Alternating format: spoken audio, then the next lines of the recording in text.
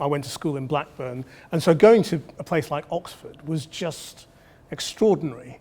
And the Dreaming Spires, do have a very impressive effect on you as an adult or as a child. My dad took us to Oxford when we were kids, when I was a young boy, and as an immigrant doctor, it was one of those pillars of learning that he desperately wanted us to have a chance of going to. And so it just became part of what we hoped for and dreamed about.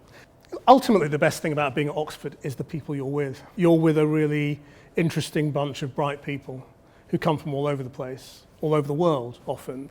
I never felt when I was at Oxford that I was stuck away in some little ivory tower. I was in a city which happened to have one of the best universities in the world. You produce a huge amount of written work, but you also have a lot of oral skills and debating your work, debating ideas, debating other people's ideas.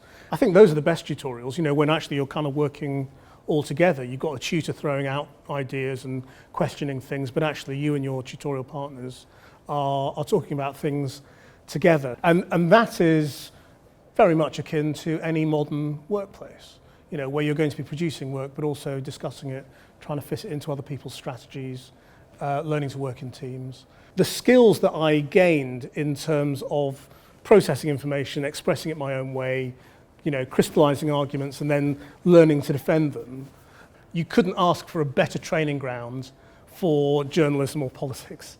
And as I work in political journalism a lot of the time, those skills were invaluable. My advice, if you are vacillating and wondering what to do, just apply.